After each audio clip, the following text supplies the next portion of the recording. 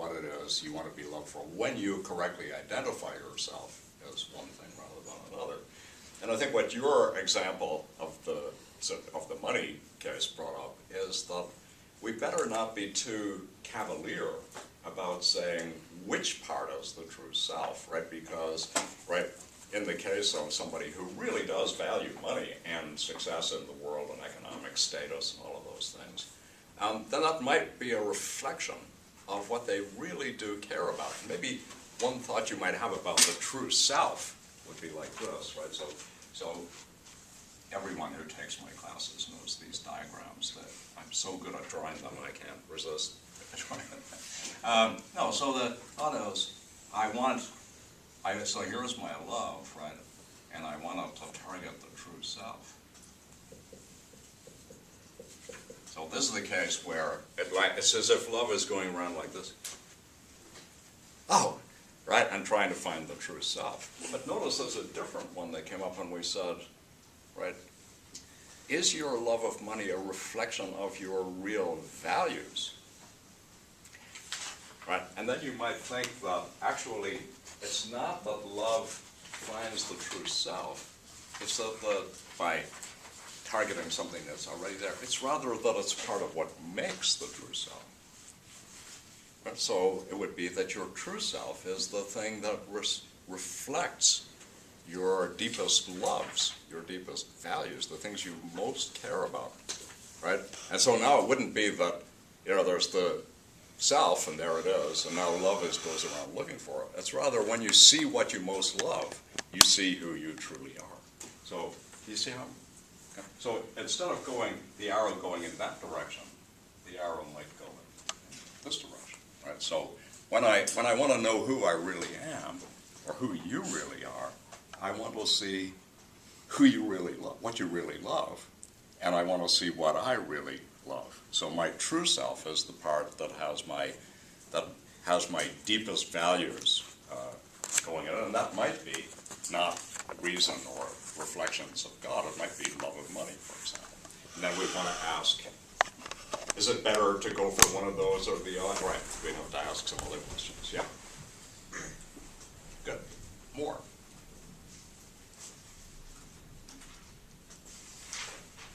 Yeah. Go ahead. No, wait, yeah. Okay. I was wondering about the limited quantity of love, whether it's that we have this is crude, but a finite tank of love that we have to disperse, or if it's that there's just not enough time to disperse it. So the way I was thinking about it is if you had Hermione Granger's Time Turner from Harry Potter, could you just keep going back and making more and more friends until you had 5,000? Would you have enough love? Because it's just that you don't have enough time in a day to maintain those relationships? Or would you just reach a number of friends that you were exhausted by, even if you had time? So I was reminded of a view that Donald Trump once expressed, which is that he thought that we all had a finite amount of energy. We were like batteries. And he didn't want to utilize it foolishly on exercising, which would simply expend it. So if you thought of having a finite amount of energy, then you really would worry about, say, running, right? Because you think, but I do that because I'm just going to use up my energy. Now, not, I think, a true view, but nonetheless, it's like that, right? But I think that a way to think of it would be not so much in terms of an energy pool, but to ask, and then you brought in the next one, is it just that there isn't enough time? Well, I think there are two things, right, that are tied to the notion of the erotic energy that you have, right, so to speak. One is the time it takes, and then the other is your own psychological capacities to remember and retain all of the kinds of information, so to speak, that are crucial to your paying attention to this person. And so, for example, you know how difficult it is. I mean, it must be incredibly difficult for politicians, right, who have to remember, or business people who have to remember a lot of different people. It's quite hard to actually remember the names, the children, the life concerns, where they are in your life. So, you've got two moving targets, not just one, right? It's you moving and changing, and them moving and changing too. And just imagine if, you know, when you sit down with your, as we do with our one or two beloveds or very close friends, there's a lot of, you know, updating of the dossier that goes on each time. We remember what the other person was worried about, what they were concerned about, what they were, their projects were, how they were doing, right? And if you think about all of that that's required for depth of friendship, then it seems like it's not just, right, that you've got this store and now you're thinking about how to spend it, but part of what the store involves is an attention to the other and an awareness of their interests, wants, and needs that makes it very, very difficult for us to imagine having those kinds of stores about more than a relatively small number of people. So here's a standard problem that children have with their parents, and then you see that they say at a certain point, especially in their teenage years, right, where they're developing a strong sense of themselves, somewhat in opposition to their parents, they say, you don't care about who I am, you don't really know me, you don't really know what I want, it's just about you, and you just want me to want what you, but you're not, right? And that seems to be the thought that we have about love, that love also sort of identifies us, pays attention to us, looks at us closely, holds us near, and it's very hard to imagine doing that. So even if we did have a battery, right, that so it could run a long time or do a lot of things, that wouldn't be enough, right? We'd need that other thing too. But those are very good questions. What I saw, yeah. Go ahead. Yeah. Just had, it sort of links both Yeah. the coercion Yeah. question to the Yeah. psychological scarcity question. Yeah. I guess we just haven't really talked so much yet about how important knowing the Yeah. self and others Yeah. is yet in love, and just how one knows Yeah. oneself and Yeah. how one gets to know another or Yeah. others. Yeah. And just like the coercion question, you can obscure so much about yourself, and others can obscure things about Yeah. themselves. Yeah. Just how you- Well, I think that, I mean, it's, so one thing I'd encourage you all to not do is don't get too polar about any of these things, right? Just don't think it's all up at one end or all down at the other. So what's true is, it seems that a certain amount of knowledge of the other is requisite for credibly being thought by the other to love them, right? So if when you discover, if you're having one of those conversations and you say, yeah, but what is it you love about me? Right? And what you get is kind of like, right, you know, there's always the sort of worry that actually, no, you're bullshitting me, right? You're telling me this stuff because you want something from me, you want me to go to bed with you, you want me to, right, you want me to, right? Yeah, but it's not, you haven't really thought, and you're not really showing that you've paid much attention to my wants and needs. Or consider, for example, if somebody gives you a present, a gift, and it so misidentifies your tastes and values, right, that you just think that, no, they're just doing it because they feel like this is a way to get me involved, but they're not paying any attention to the me that they're trying to involve, right? And that can seem like an offense rather than a nice thing to do. So we got, where is the knowledge going? And then there are two different questions, I think. One is, are there obstacles to self-knowledge that there aren't to knowledge to the other, and vice versa? So in our own case, we seem to have lots of access to the data, but there are special obstacles to our seeing it correctly. Self-love, self-hatred, right? Those are two obvious ones that block our evaluation. And in the other case, it can just be that it takes a lot of time to access another person. And maybe just one more thing we could put in with the knowledge is that knowledge, allowing another person to know you, is an intimate action. And very often we want to protect the intimate sphere by blocking access to it. So we can feel, for example, an attempt to get to know us as a sort of violation if we don't want that other person to know us. We don't want to be close to that person. I'm sure you've had this experience, right? Where somebody's hitting on you or something, and you know, you really, they creep you out, man. You don't want them to get anywhere near you, right? And so all their attempts are met with blocks. You block it. You divert it. You prevent it from happening. And at the same time, right, even if you're doing that, you may not be fully successful. Sometimes people can, as it were, see through you.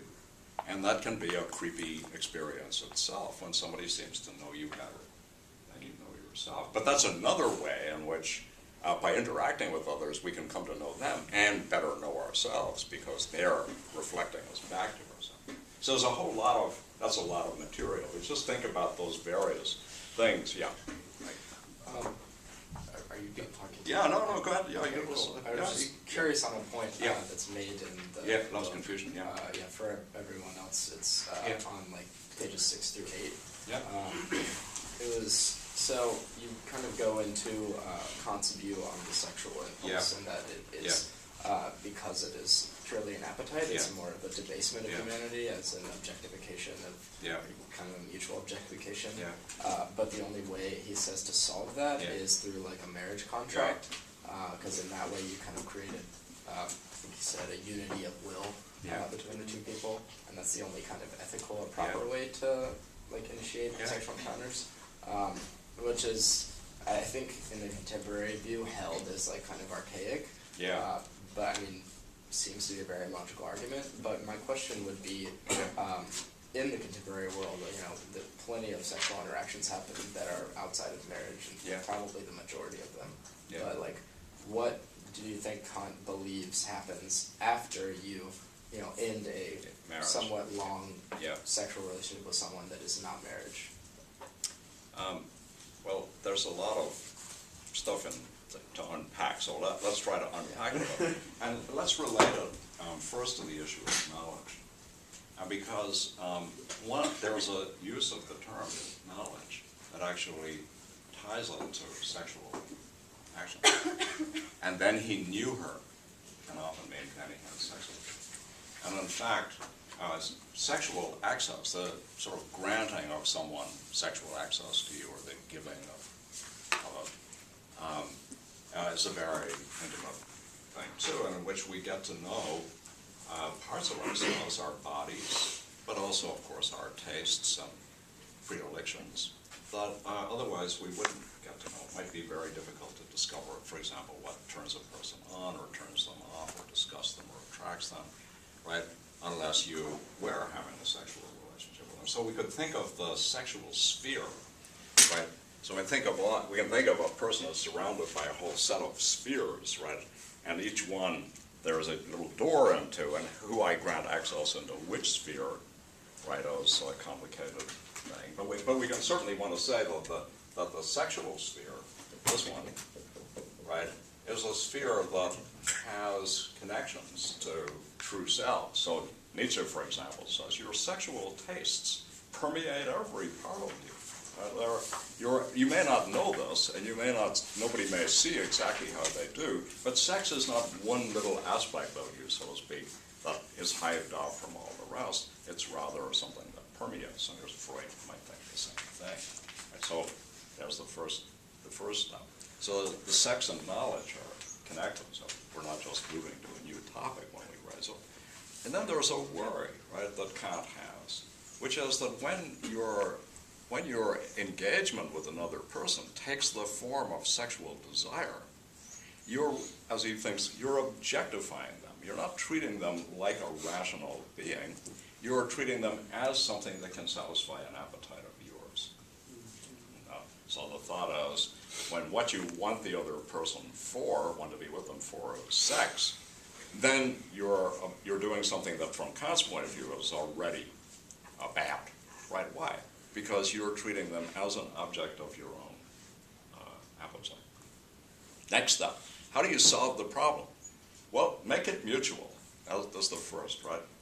So the thought is, it's not quite mutual objectification, but it's a bit like it. Whereas the thought is, well, the two come together in a certain way, and then the way that Kant puts it is this: when you marry, you give yourself to the other, which, of course, from an autonomy point of view, you should never do, right? That's making yourself a slave of the other. But they give you to yours right back, right? So, Right? And Kant gives a sigh of relief and says marriage is the thing, because in that what you do is you promise, right? You make this promise to each other. I give myself to you, you give yourself to me. But notice, as it were, I put myself into you, and I give myself to you, but then you gave yourself to me, so I get myself back and I get you and you get it. And there's a great little hall of mirrors that then makes the thing seem like there's no attack on autonomy. So notice that the worry Kant has about sex is a worry about autonomy. In a sense. The thought is, can the true self be represented correctly in a sexual act? Right? The autonomous, the rational self. Can it be? No, he thinks, only under these circumstances. Right? And what you say is, well, gee, that does sound archaic, right? Because that's not really the way we think of sex now. And it's probably not the way we think of marriage either. After all, most 50% or more marriages end in divorce. So in a way, they're like slightly long-term dating, but not forever. Right? So that there's a huge set of changes, and we want to think. But we might, of course, think, well, things have just gotten worse. Right?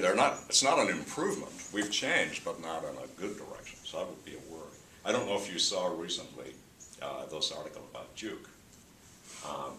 But Duke students have complained about the hookup culture at Duke, the dating styles, romantic things, the ethos, that it makes everybody very unstable and unhappy, and they don't like it. And the response of Duke has been to require all freshmen, well, starting next year, I think, to require all freshmen to take a course on commitment. Don't you love it? I mean, it's just, wait, isn't this how they're going to do it? Guess how they're going to do it. Every student will have to take care of a what for a whole semester? A fish. Plant, even worse. I mean, just imagine what it would be like if you failed the course, right? I just can't commit. My plant died on the fruit. I didn't really like the plant, and I don't think it liked me either. You just get pass-fail. Exactly. Right, exactly. Anyway, notice though that what that says is that when we start thinking about our sexual lives and about how those are going to be absorbed into the rest of our lives in a way that's good for us, we know that there have been lots of social organizations of our sexual lives, of which Kant reflects one, sort of traditional marriage, which basically disappeared by the end of the beginning of the 20th century. That idea of marriage, with divorce, it disappeared, right? Nobody thought that you were sort of making a solemn promise before God that you could never break. They just thought, but we know we can get divorced. Right? Makes a big difference to how ready you are to make the commitment and what you think it involves. Okay, so but it might not be that means that it's for the better. Right? We might have made a cultural experiment that's going to produce not greater happiness and well-being, but less. Then we would have to renegotiate it in some way. Right, that's kind of the consideration, is like in the contemporary sexual interaction, there is no sort of, mostly there's no commitment involved. So I think that's what I want to investigate the most, is who is that person to you after the interaction is over? Yeah. Well, or not. So I wonder if there's a thought like this. So it seems to me, I think this is very hard to think your way through because there's an awful lot of complicated history involved on it. But a kind of rough idea would be something like this. I think that we used to have you might almost think a kind of simultaneously sacred view of sex. It was very important because it was the way that we produced new human beings. And that seemed associated with divinity and magic, right? This is a power we have to do this, what an amazing power. And at the same time, in part because love is pitched as mentioned in the face of excrement, something animalistic, something dirty, something to be hidden, something not okay. So you have these two aspects, sublime and demonic or dirty or animalistic, going together. And when we got effective birth control, which is really those 60s, That's not long ago. Especially with birth control pills that allowed women to control their fertility cycle, not men using condoms or whatever, but actually the women had their power over their own fertility. Sex and reproduction came apart. That's one. Right, so you don't have to see a sexual act as a reproductive act. For animals, it always is. Right? All animal sex is reproduction. So we don't go into heat either. Right? We don't have cycles of fertility in the way that animals do. I often wonder what campus life would be like if, for example, females did go into heat like dogs do. You could just imagine what. I suppose the university would have to shut down during the period or something. But anyway, we don't do that. So our sexual acts are not reproductive. As Freud said, the goal of reproduction and the means are just soldered together. They aren't naturally, you can pull them apart. And the way you do it is with contraception. Right, that's one. Then I think the other is that with those two and our greater understanding of how reproduction occurs, it no longer seemed divine. We sort of understand how it happens, and nothing that divine about it. Right? And I think the other is that especially the sexual revolution in the 60s in first world countries, was to make sex seem not dirty. And so we've had two big forces coming together, neither of which have completely succeeded, but they certainly all have been very influential, which is that there's nothing wrong with sex. And it doesn't have to be reproductive for there to be something really good about it, namely it's a source of a very intense kind of pleasure. That's just one, and of a kind of closeness and intimacy that are very nice too. So, those thoughts going together have separated off what used to seem like things soldered together, right? I mean, not just soldered, but actually natural unities. So remember, I'm sure you know this song, it's a terrible song. Love and marriage, love and... They go together like a horse and carriage. Dad was told by mother, you can't have one without the other. Right? You want sex, baby? Give me the ring. That was the standard form of the word, right? Why? Well, because you could get pregnant. And if you got pregnant outside of marriage, the social stigma were enormous, right? And that's no longer true either. Unmarried mothers don't automatically find themselves stigmatized. In fact, right, lots of people want to have children but don't want to be married. And that's a possibility in our world where far more people live single lives than used to be true even 50 years ago. So it's thought to be weird not to live alone. Now, it doesn't seem strange at all. Yeah. Back to hookup culture. Yeah. I was just thinking, of 6 years revolution, Yeah. and revolution in Russia happened to be in 1917, Yeah. and there are huge movements and societies where, half of young Moscow came out of revolution naked on the streets and took photographs, and the society was called Away with Shame. Yeah. So the love was considered as you drink water because, if you away with bourgeois ideas that make women into slaves and the slaves of men, and so that was thinking we exchange.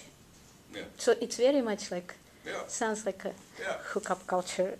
Didn't work because the birth control was Well, not and especially it didn't work because the social changes in background values Oh, yeah, didn't of course, occur. no. So sex was dirty in the Soviet Union and became shameful, and there was all sorts of stuff reflected in abortion strategies and so on. Yeah. So, but notice what we've done, right? And just thinking about it, that we start with a small question, and then it quickly ramifies into a whole series of other related questions, many of which have to do with social values and personal values too. So we don't, all of these things sort of float around together. Our attitudes to sex or sexual relations and our views about the foundations of culture and society tend to go together. So when people say family values, we've got to bring them back. They're not just thinking this way, how nice they were. they're thinking these are foundational to the making of a society and the stability of it, and if you eat away at those, you destroy everything. And so marriage has to be one man and one woman, and it should be. They don't. There's not the same reaction I noticed to divorce, right?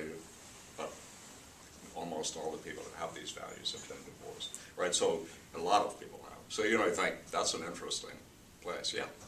I wanted to Did draw you an have a question? observation. Oh, I'm sorry. No, go ahead. Yeah. Yeah. I wanted to go back to sort of where this Yeah. started with Kant's Yeah. stuff about marriage and Yeah. sort of like objectification. Yeah. I think there's some room to think about, like, let's say another type of love, like Yeah. philia or something, Yeah. where it's this more like, it's this less objectifying, like, intellectual form where Yeah. you are appreciating a person Yeah. for their rational qualities Yeah. or the things that they like. Yeah. But I think what can be interesting is that Yeah. those things are, when you think about them, actually sort of reflections of your own representations and your own way of thinking. Uh-huh. And so you're sort of building this person as like a mental entity from your own head. Whereas if you objectify them, actually you're loving them as like an independent object. Yeah. And so, I'm not saying that objectification is Yeah. good, but I think that there's room in this picture that sort of a desire can actually lead you to love what you could understand as the whole person, as distinct from what you could like think up about them. There were, so again, that always tends to happen, right? We say a lot when we say a little, right? There's a huge amount of stuff to kind of unpack. So one thought I think is a form of objectification that's not as obvious as the one that Kant worries about, where really it's your genitals I'm interested in. Can we just kind of a little bit of you, and I don't care too much about the rest if you let me have that. But there's another, that is the form of objectification that's actually the projection onto the other of a picture of them that makes them the kind of thing you want them to be, right? So that's another one that's again, the great source of, I think, nuanced thinking about this is Freud. He said, when two people in bed, there are always at least four people. Right? Right? There's each of the two people, and each of the people that the other thinks the other is, right? And we do know that, right? So we often say this, you're trying to reshape me in a mold, love, the image of someone you used to know, right? But songs tell us these stories. We don't need to read philosophy books about them. And we can feel assaulted by the fact that the other person is trying to shape us. That can be a sort of objectification too, and that can occur outside of passionate relations. It can occur in all sorts of friendly relations. So that would be another sort of, and one that's very important to keep in mind, which is that one of the love's illusions, right? The eye's falsehoods, as Shakespeare calls them, right? The idea that love is blind and sees only what it wants to see, so that it colors everything to be just the kind of thing that it wants. That's another one where we can deceive the other and self-deceive because we're doing that. Yeah. Did you okay. Yes? I feel like, couldn't another form of objectification occur in friendships, for example, in the sense that I don't think we consider someone our friend if we don't see them or talk to them, and so even though we may not want the sexual aspect, we still just want them for the end goal of being around them or speaking to them or spending time with them. And how is that objectification? Because we see them as a means to that end? Is that the idea? Yeah, so I think the thought is, what Kant has in mind when he talks that way is, he thinks that when you objectify someone, you fail to treat them as autonomous. So, for example, you don't treat them as someone to whom you should give reasons, with whom you should have arguments and discussion. You see them as someone to be moved around, like furniture, manipulated. That's the notion of objectification. So it's not just that they should be means to the end, it's that they should be the kind of means to an end that assaults their autonomy. Whereas when you want to be with them and they want to be with you, and you're each expressing your wishes, then it's not that way. If you manipulate them into being with you, if you say, oh man, I'm just so down, I really have got, I know you've got a date, I know it's really important and everything, but could you just come over, now you're starting to move into a different dynamic in which it's not their interests and them, it's you. And so you've become a little vampire on your friend, right? Which is a very common phenomenon in friendships, right? As there's often a host vampire-like relation between so-called friends. Yeah. In terms of like conception of marriage, like when it talks about like giving your will or giving yourself to the other person. So what happens when they get a divorce, right? Is it just as simple as like, oh, I'll give you. You can have it back. Yeah, you can have it back. Like, what if one person doesn't want to give you back? Yeah, I know. Sorry, that's a great response actually, because it's sort of like, no, I'm keeping you hostage. You know, I gave you yourself back, but I'm keeping it now. And that's a very nice way to see that there's something weird about the process, right? Because there's a way in which the person who divorces you is not going to feel like you're still hostage. You're still held within them as because you've given yourself to them, right? There's sort of a way in which it's notional, right? It's kind of an imaginative story because you really don't think that you can't pull yourself out, right? Pull yourself back even if they don't want you to, right? Yeah, that's good. Just about that, I think that's kind of an interesting way to think about what it is that you give and what the true self is. Because is the thing that in that case you can't take back from the knowledge of what your true self is? It's an interesting question, I think. So for Kant, right, it's all going to stem from the mechanism of autonomy. So for him, the question is always going to be, right, what is this doing to my autonomy? So if you like, when I give myself, I'm giving the autonomous, the source of autonomy, but I'm getting it back, so there's no problem. That's the worry. What is that source of autonomy? Well, no surprise, this is a perennial. Philosophers love to tell the same story over and over again, but in slightly different terms that makes them think that they're really making new discoveries. Kant calls this, the autonomous self, the noumenal self. And what is it? It's the rational self. And what is that? Well, it's the reflection of God. So when you parse it all out, the story is very similar. Right? That's a bit like that. So when we think of it, though, like we have the notion that the French have this, le don de soi. That's what love is. It's the gift of the self. But when we think of that, we're not thinking in terms of Kantian autonomy. Right? When we say we give ourselves to each other, what we mean is something like this, I think. You know, I'm going to take you seriously and the kinds of decisions and values that I have. You're going to be a really important figure in my inner life and in my outer life, and I'm not going to do things that would suggest otherwise. I'm not going to have affairs that would threaten you. I'm not going to lie about our relationship in ways that will diminish you. So I'm saying, you're going to be important in my life. And who's the you? Well, it's probably, I can't do much better than saying, it's you, right? And then we'd have to, as yet, we're not busy we don't have a metaphysics of the self that we're working with. We mean what we say, right? And whatever that is, we have to parse it out in a way that reflects that fact. And I think that's why we can feel that we've been hurt or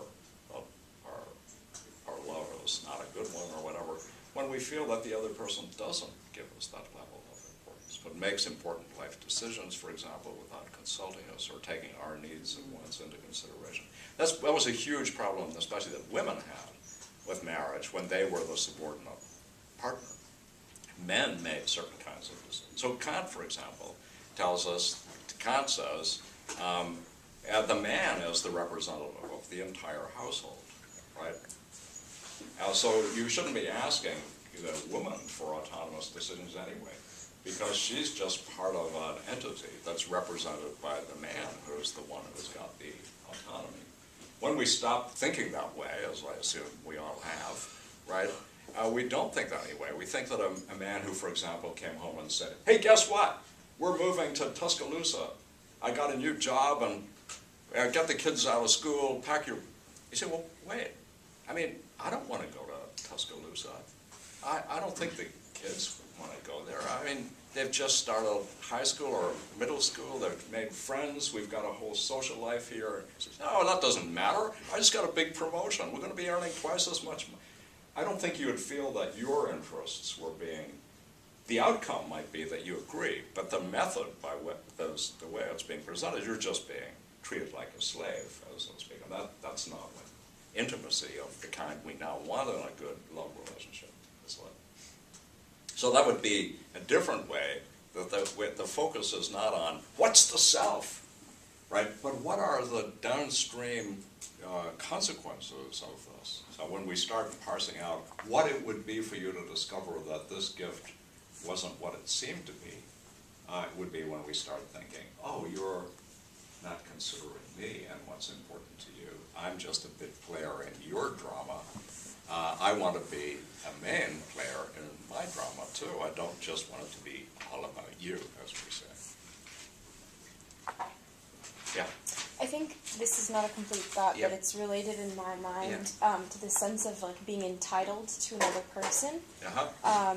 Especially if you take like a commitment like Yeah. marriage. You Yeah. know, I give myself wholeheartedly Yeah. all of myself. Yeah. You know, Yeah. if you want, in the words of the commandment, Yeah. heart, soul, and mind is yours. Yeah. But we don't want our lover to feel entitled to us at all times. Spiritually, in the abstract sense, but also definitely sexually. Yeah. Like, Yeah. intermarital rape is totally a thing. I don't think Yeah. Kant was No, that's thinking right. about it in those terms. No, in fact, I think nobody thought it was possible to rape your wife. Yeah. Now, because you had a right. She'd signed it on when she signed the marriage contract, access to her. It didn't have to be, so to speak, consensual.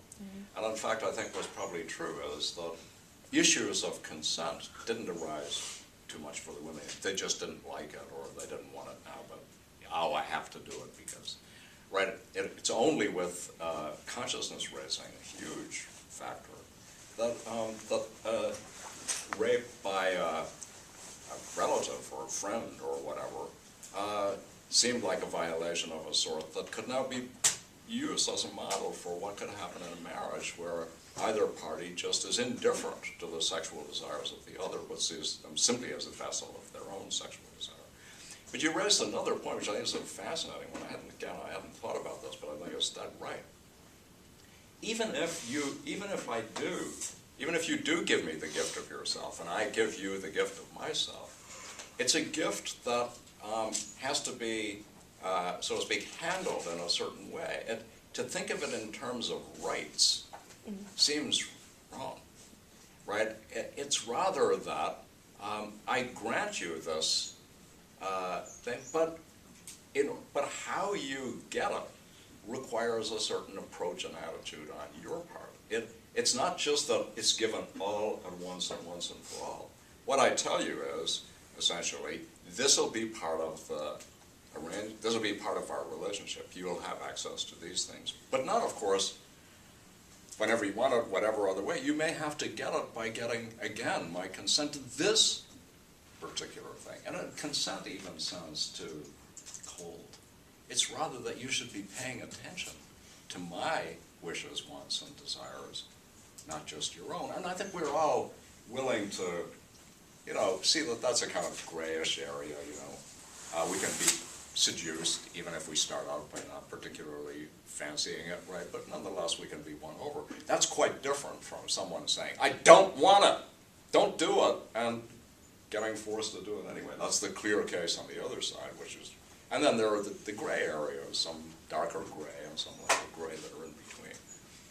Yeah, that's a great thought, I think, which is that whatever it is, when we grant access to the intimate sphere, the access is conditioned on the fact that the access must continue to respect the intimacy and not violate it. So think of all the ways in which intimacy can be violated. Suppose you find your husband or your lover reading your email without permission, or reading your journal, or going through your things. When you grant the gift of yourself, it's not like you can just do whatever you want, right? When I still have spheres of privacy into which I may or may not invite you right now. Good. Okay. We've covered a lot of things, but let's keep pushing on it. Yeah. Just a point that I saw in chapter 2 of Love Yeah. Confessions. They were talking about, I love who I am with her, and I love that she loves the parts of me that I don't necessarily Yeah. love about myself. Yeah. And that just made me think, is loving someone else really just selfish to like learn to love the parts about yourself more and to increase your self-love? So is it all about self-love all along and not just about actually getting to know the other person, but actually loving yourself, making that easier on yourself to love the parts that you don't like, if they maybe like it and they make you embrace those? Yeah, so we got another really great avenue to explore, I think. So you remember where we started when we were looking at love your neighbor as yourself? We thought maybe that mightn't be such a great commandment, because to someone who doesn't love themselves at all, it might give the wrong signal. And surely the truth is that most of us, unless we're sublime egotists, have a mixed attitude to ourselves. There are things we love, things we value about ourselves, love about ourselves, and other things that we really don't. And we wish we could change. I mean, after a huge part of our lives is dynamic, right? We're busy trying to change, make ourselves different, to better reflect our values, get better educated, maybe get in better physical shape, maybe give up bad habits and get other ones. You know, right? We're not just taking ourselves as given and there's no more to do about it. But a thought about love that I think is the one you were raising, I think it's very important, is that because a lover loves something about us that maybe we maybe even never have paid much attention to it. But the fact that it now becomes a part of a loving relationship can get us to see it in a new light, charming in a way that we didn't realize because we had never been particularly focused on it or we'd never really thought about it. So think about, so it's especially true about one's, I think, just an obvious case, about one's body, right? Maybe you don't like your body that much or this part of it that much, right? But if your lover likes it, and and tells you sweet things about it, and clearly gets pleasure from it, and clearly enjoys it, right, and all, that can give it back to you as something that's really worth having. Right? So that it can be a two-way, of course that's a two-way street, but the thought would be, just as I think a lover can show yourself to yourself in a very bad light, right? But in the good light, that becomes a way of integrating more elements into yourself than before. So the kind of way in which you can stop wanting to alienate something and bring it in because now somebody that you love loves it. Yeah. I have a few thoughts to tie together, if you'll indulge me. There's like this quote that circulates around like moms' Facebook pages like every few weeks. It's like the Buddha, I think it's the Buddha, it's like, you don't lose light by lighting somebody else's candle. So like by way of metaphor, I was thinking about how, especially in this loving a flaw that perhaps you don't love, that there isn't love lost, but that rather there's an exchange, at least if we're imagining it between two people, that really increases the amount of love. And I think this does relate to Aristotle here, because he says that, I think agree as a basic premise that self-love, to at least a degree, is required before one can truly love another. And he does remark that in order to love others, and to at least based on a friendship with others, one must enjoy the self, and that someone who loathes themselves and isn't a good person can't stand to be with themselves and can't really have friendships with others. So I think in the case of a lover loving something about you that you don't love, but then you come to love it, I do think it's augmenting the amount of love between two people for one to love oneself more. Yeah, so I think, can I connect you to an earlier thought on so the first thought was, right, we've got only a certain store of love, and how can maybe we can use it up? And another thought was, no, that store can be increased. So that's not like you get a kind of bundle of it, and that's it. Rather, love can grow and change and develop in ways that enhance your capacities to love. So there's another one is we can learn to love better and more than we started being able to do. And one reason for that is a big issue that you'll see comes up a lot in Love's Confusions, is the worry about it, is that love is the thing that counteracts anxiety. And to the degree that we're anxious, and that can be a kind of doubt about ourselves, right? We're not, so if somebody responds to you with desire and affection and love, and you think they can only be deceived because I'm not worthy of it, or I just can't, that taints it, it makes it very difficult for you to build and sustain the relationship. Whereas if they show you even something that you previously did just detested in a way that you can now come to see the good in, you can start a process of rehabilitating your relationship to yourself by seeing that actually, you're not the way you thought you were. You're wrong about yourself. So the psychoanalysts and psychologists will often do this, right? They'll hear your story, and then they'll say, but that's not the way you are, though. I mean, you're not, I don't see you being like that. I mean, you represent yourself that way, but that's not the way I see it. Are you sure? Isn't it more like this than that? And that can be a way of redirecting your inner gaze so that now you see more to value than you did before. But of course, the fact that somebody else loves you gives you a reason to love yourself, right? Why? Well, because here's this very nice relationship. So it's not, I don't think, it's not a one-way street. If you don't love yourself, you can't love another. I mean, there's seldom the total absence of self-love. So you might just have a few seeds that under guidance can grow into bigger plants.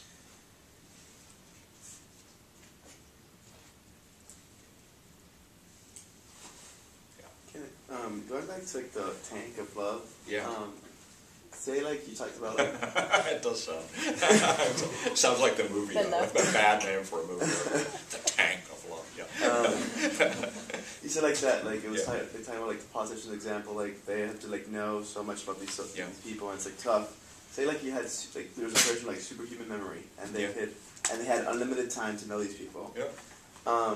I still think, because I kind of see it as a currency, right?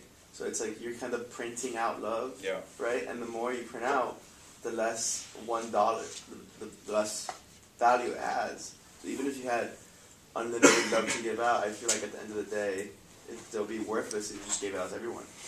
Well, I think the way that you describe the initial condition, which is that we have unlimited memories and unlimited time, that would just changes the game, it seems to me, because then it sounds to me like you could have very close knowing and intimate relations with a lot of people. In other words, it's not quite this, that you're just printing money.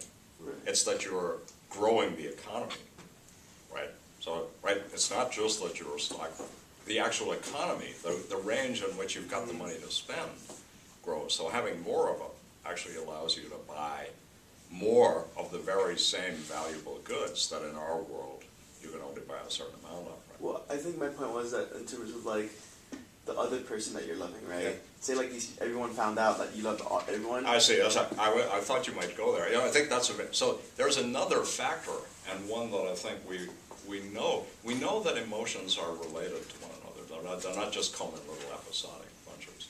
And jealousy and love are very tightly tied to one another, right? So you might think of jealousy as kind of policing the love. In the case of sexual love, that's kind of obvious, right? You're protecting this little sphere from aggressors, right? But that might be there might be a more general range of things that make it's part of love that it is exclusive. That's certainly true for some versions of it in some people's love lives. Right? They if it's not exclusive, I don't want it. So that you would feel it was a violation of your relationship with someone if you discovered they were having a relationship with somebody else. Right? So if that's true, then it doesn't matter how many resources we've got, we won't be able to achieve the name of the game. Right? No matter how many tennis players there are, only two people can play singles, right? And it doesn't matter how much time we've got, how many rackets there are, how many courts there are, there can only be two people in a singles match at a time. And if you think that the matches I want to play are singles matches, then you don't care about all these other resources. Well, and then what I think of is then how is it the case of God's love to everyone, right? How is that? If love that can be a real source of worry too. But notice that part of your initial condition applies. Right? God isn't limited. he can know, so to speak, each one of us in detail. It needn't be that he's caught in the same thing that we are. And notice too, though, that there is an analogy of jealousy in this religious thought, right, which is the sects, various sects. So there are over 1,000 Christian sects in America, for example. Each one of them thinks that they are the special focus of God's love, and the others aren't. And it matters a great deal. The others not be. Right? So that's a thought which is, even with God, you think, no, he doesn't give it to everyone. He certainly doesn't give it to Muslims or infidels. He doesn't give it to agnostics or atheists. And he doesn't give it to the other 999 Christian sects either. Just to us. I mean, we're the ones he gives it to. And that too can sort of bump its value up. If he just gives it to everyone, so the thought would be, no, it's not good enough. So you can see in religion a reflection of the jealousy problem that comes up. Yeah. But with that, at least in friendship or Christian love, Yeah. If one were to love everyone as a friend or in a Christian sense, then is it really devalued because, well, it's not like there are people who you don't love. You still have the option with every single individual to not love them. And so it brings in the exclusivity there. So is the thought thus that even if I love you, there's a risk that I'll stop? Was that the... Stop, or even if you do love everyone, you still, in the initial meeting them, you could have not loved them. Even if that's never happened to you before with anyone else. So the thought is not the... So the commandment says love them. And the thought is, but you mightn't. I'm just having trouble seeing exactly what... Not so much about the commandment, but just about love being devalued. Yeah. The suggestion that if you love everyone, it's worthless. Is that not counteracted by the fact that... You mightn't have. Yes. I see. Well, so the thought is, if I, in fact, give everybody $1, right, if the dollar is not devalued, because I might not have given it to you. That's the sort of thought, right? And I think the worry is that even if that's true, right, even if as a matter of fact I do give it, even if it's true that I might not have, if I give it to everyone, it's devalued. So just think about it this way. So you discover that your lover is having a relationship with someone else you didn't know about. And you say, well, wait a minute. He said, yeah, but I might not have done it. It isn't lessened from the thought that I wasn't compelled, right? That I might have done otherwise. The thought is, but you did this. And that's the thought about love, too, is that, but I did give it to everyone, right? But let's come back to, I might not have answered that well, so think about it some more and see if you want to bring it up next time. So I'm trusting you to track where we are. It's a little, our discussions aren't always going to follow, obviously, the nice blueprint of the readings. We're going to have to try to absorb them into the discussion and sometimes make them the focus, if that seems like a good idea. But I think it's good to proceed this way. Okay? I'll see you next Monday. Thank you. Professor Reed. Yeah. Can I ask you a question? Yeah. Okay. In fact, as I say, you just have asked me a question. Yeah. So I included what it is. Yeah. This was told to me, so It happens to me too, so don't worry. I'm I'm tolerant. I showed up to I would have shown up to my metaphysics class an hour late, except that I happened to be in my office and someone sent me an email. So I rushed upstairs.